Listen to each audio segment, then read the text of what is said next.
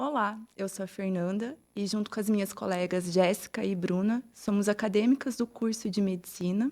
Temos a disciplina de PRODEP, Programa de Desenvolvimento Pessoal, e hoje nós discutiremos, compartilharemos também experiências sobre atendimento humanizado à criança. Sou mãe e de 3 filhas, então serão relatos pessoais abordando esse tema. Eu me chamo Bruna e sou mãe da Valentina, de 8 anos. E eu me chamo Jéssica e sou mãe do Augusto, de 1 ano e meio, e da Lívia, de 4 anos. E já gostaria de começar questionando as minhas colegas o que vocês consideram como um atendimento assim, humanizado, relacionado às consultas ou à experiência que vocês já tiveram com os filhos. Eu acho que atendimento humanizado é muito subjetivo. Embora lá em 2001 o SUS tenha inserido uma política de inserção da humanização dentro do atendimento em hospitais, eu ainda acho que é muito subjetivo, porque depende do que você acredita, do que você tem como referência de humanização, né? Então, mas eu acredito que a humanização tem que percorrer ali a paciência, um atendimento integrativo do paciente, não só olhar a doença, ver o paciente como uma pessoa composta de social, cultural, ambiental. Para mim realmente é muito individual, porque eu acho que vai muito da necessidade de cada um, né? Porque principalmente para a criança é muito estressante, tanto para a criança quanto para nós mães, né? Desde o exame, desde o atendimento, aquilo se torna muito estressante. Então, para mim, é muito mais importante a empatia, a paciência daquele profissional com a criança e com a gente também, do que só o lúdico, que eu acho. Então, para mim, vale muito a paciência e a empatia daquele profissional na hora da realização dos exames e qualquer... E eu sou mãe de 3 meninas, uma com quase 12, a Bia que vai fazer 10 e a Caterine que vai fazer 7, a Carol que tem 11, e cada uma se comporta de um jeito. Então, eu acho que nada melhor do que as mães para preverem como que as crianças irão se comportar diante de um procedimento mais invasivo, de uma consulta ali mais difícil, e até tentar conversar com o médico, elaborar antes como que você pode deixar aquele momento menos estressante. Uhum. Eu acredito que a própria política de humanização, ela traz o conceito de que tornar o ambiente hospitalar, o ambiente clínico, o mais lúdico possível. Mas o que eu percebo enquanto mãe é que quando você vai até uma consulta, essa consulta é voltada, porque a gente quer o quê? A gente quer resolver o problema de doença do nosso filho. Então, quando envolve, tudo que envolve o nosso filho, para nós mães, né, é um problema muito grande. Relacionado à doença, então, mais ainda. Então, primeira coisa, a gente quer resolução. Porém, né, claro que um profissional resolutivo nem sempre é aquele profissional mais humano. Mas direcionar a consulta não só para nós mães. Eu percebo que, assim, às vezes que eu levei meus filhos, precisei de atendimentos e que a consulta foi direcionada apenas a mim, então a consulta ali estava assim, mãe, profissional. Mas quando eles englobam a criança naquele contexto, né, e tornam a criança não coadjuvante, porque o problema é dela, mas assim, o principal daquela consulta, né? E a gente está ali quanto coadjuvante, claro, né? Porque a criança não tem a responsabilidade, nós somos os responsáveis.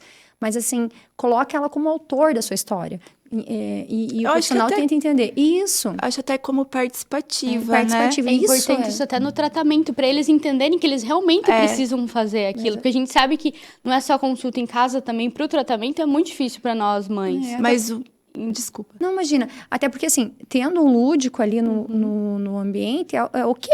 Mas, assim, o que vai acontecer com a criança, né?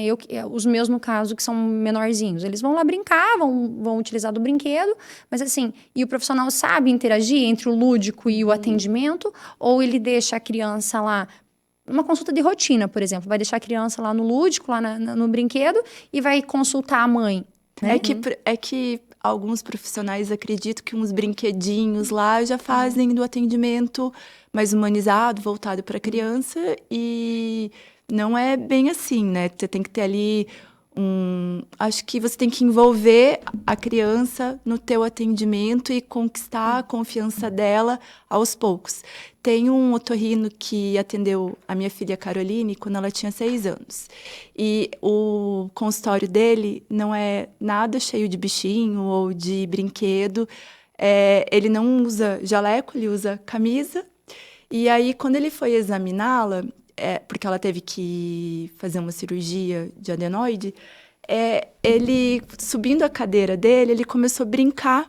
E aí ela começou a dar risada. Foi uma consulta bem tranquila. Descontração, né, nesse momento. Mas foi a postura dele. Foi o jeito que ele olhou, conversou com ela, foi devagarinho, foi Essa explicando segurança pra eles, né? o que ia acontecer.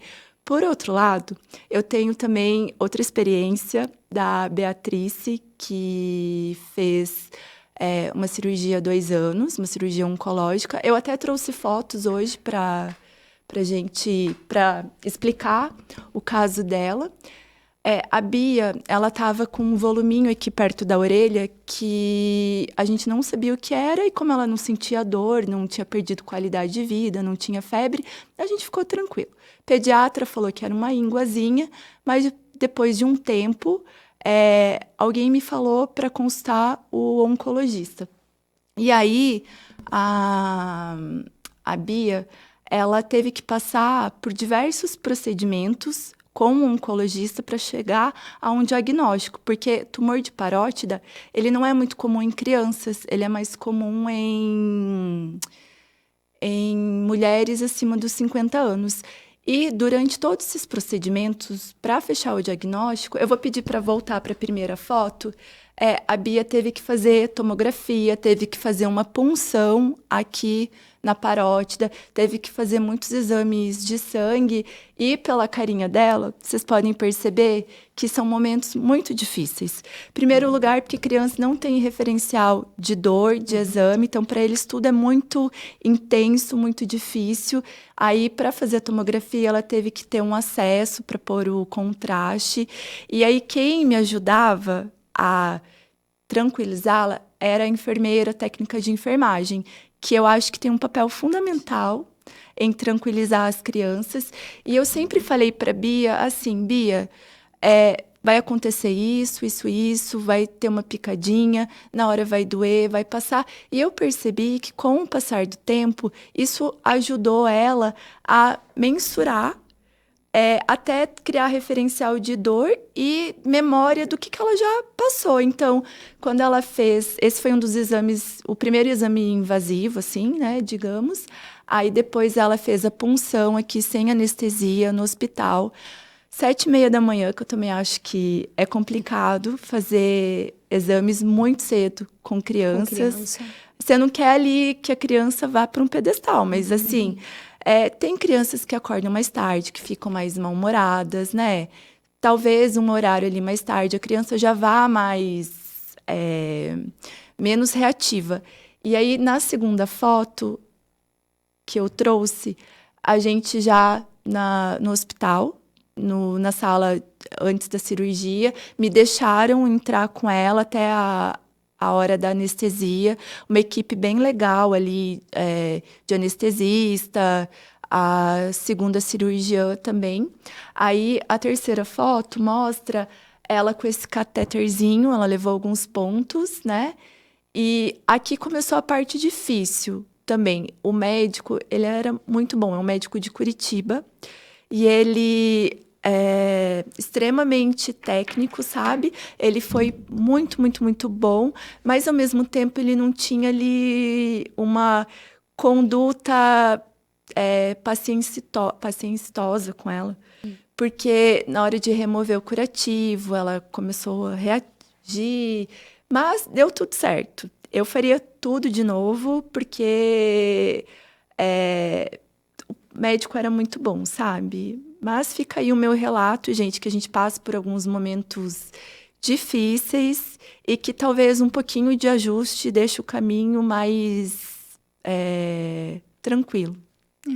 Acho que é bem importante esse relato, a gente tá nessa vida de universitária e mãe, né? Então, assim, tem que se desdobrar e tem que ter esse olhar também. E esse tema pra gente foi bem bacana, né? Porque é um tema aqui para o nosso cotidiano. E para completar esse tema, a gente trouxe a entrevista com um profissional que ele é bem referência nessa área e que nós acreditamos que é um profissional bem humano e atencioso, além de uma competência técnica, que é o otorrino aqui da nossa cidade, o Dr. Rodrigo Sakata, que gentilmente nos forneceu, né? Nós fomos até o consultório dele e ele nos forneceu a entrevista relatando para ele um pouco, para nós aqui, um pouco da sua grande experiência na área e falando que ele considera como um atendimento mais especial, assim, voltado realmente para as crianças. É que eu comecei pediatria antes ali na UAU, depois eu fui para otorrino porque eu queria operar. Quando a gente entra na faculdade, a gente entra meio generalista, a gente trabalha com tudo e a gente segue o que os professores mandam, que os chefes falam pra gente.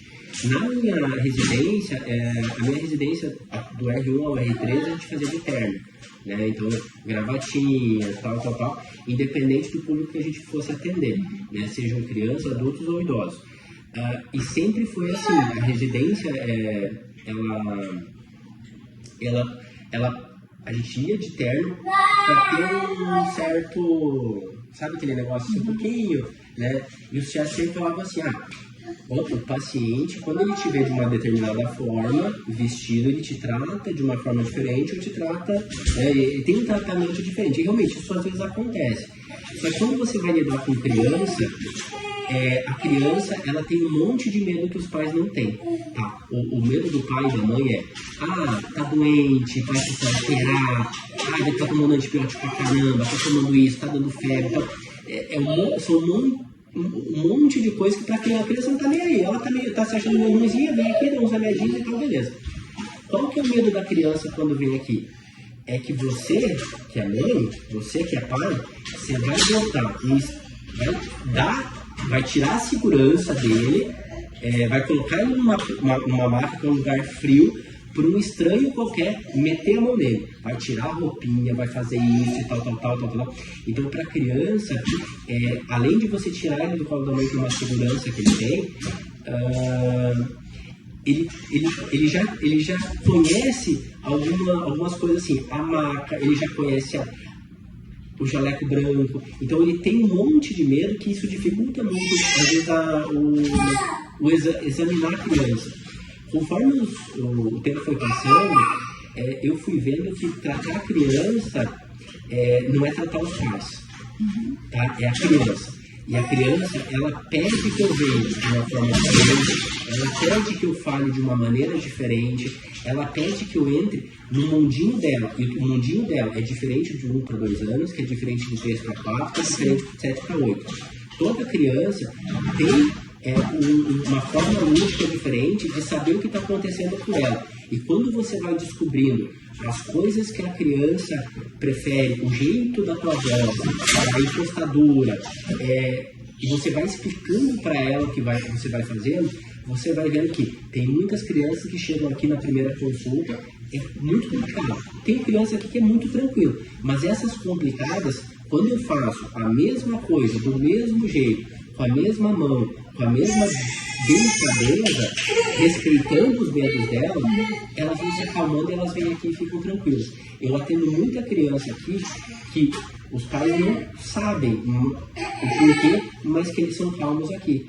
Eu acho que é sim, às vezes pelo meu jaleco colorido, é sim, às vezes pelo esteto, pelo bichinho, ou pelos brinquedos tudo quebrado ali, tal, que as crianças podem brincar, tá? Ou a minha maneira de falar, mas é um jeito diferente, só que isso a gente vai criando com o tempo. E você vai ver, mexer com criança, vocês vão aprendendo devagarinho o que vocês conseguem fazer para deixar as crianças mais seguras. Quando você encontra um jeito de dar à criança a segurança, que ela está sendo uma pessoa estranha, mas ela tem a segurança, as tuas consultas vão ficar bem mais tranquilas com ela.